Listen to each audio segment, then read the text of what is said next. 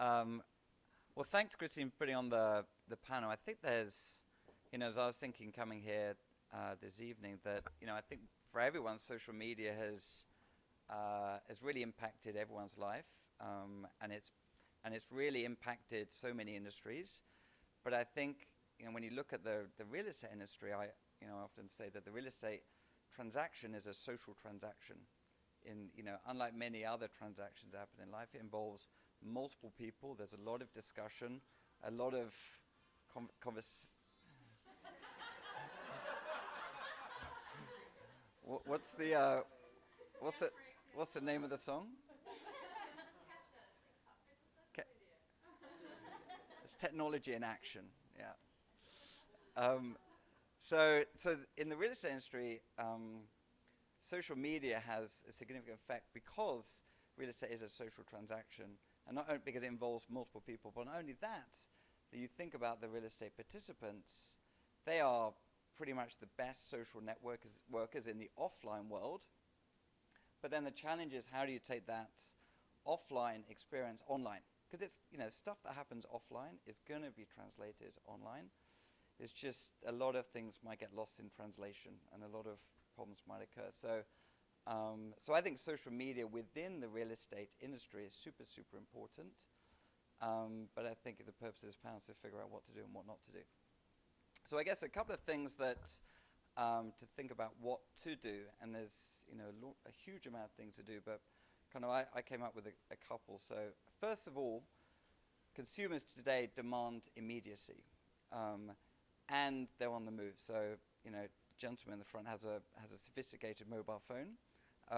Everyone has cell phones, and not only is cell phones obviously important for participating, replying to email and picking up calls, but also for interacting in social networks.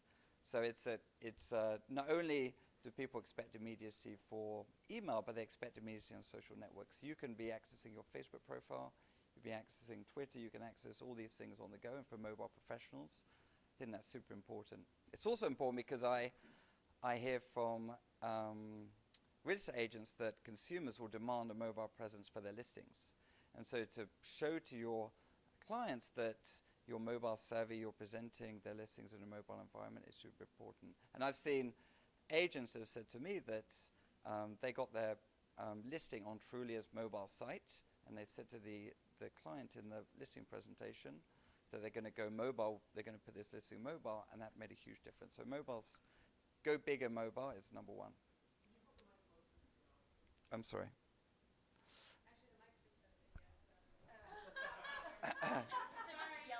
Okay, I'll speak up.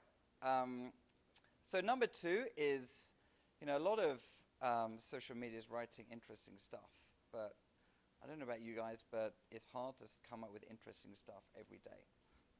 Participating in and writing in a blog is a big time sink. Most people are just not that interesting. So,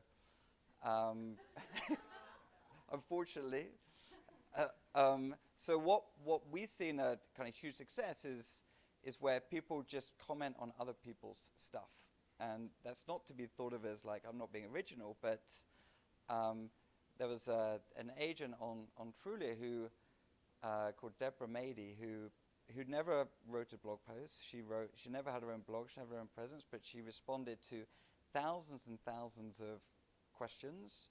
She went on to other people's blogs and said, "Oh, that's a really great comment." She was very, very active within the community without really creating that much kind of original content. And I think for many of us that we're rushing around, you can make a huge impact and have a huge presence by leaving these breadcrumbs everywhere, and have a presence much bigger than you are by commenting everywhere. So you follow the blogs, you know what sources are out there on Facebook, on LinkedIn, on blogs. Understand the sources and participate. I think it's a huge way to make a big impact. And I guess the third piece is kind of related to Sharon around testimonials. So, much like, people love it or hate it, a lot of people use Yelp because it's a real voice of real people. And that matters a lot. Much like we get the business in the offline world because of recommendations, people look online for recommendations. So, If you have, it may be an opportunity for you to reach out to your past clients via social networks or via email or via phone and say, hey, I'm updating my profiles. I want to include some testimonials on that. It's a good way for you to reach out for them, and it's an even better way for you to create content for your presence. So you can put these testimonials within your site. People, as everyone knows, trust these testimonials much, much more than your own about me and your own personal information. You may have the best qualifications, but it's much better to have a dozen great testimonials. So really think hard about testimonials and use it as a way to reach out to prospective clients and to find new clients.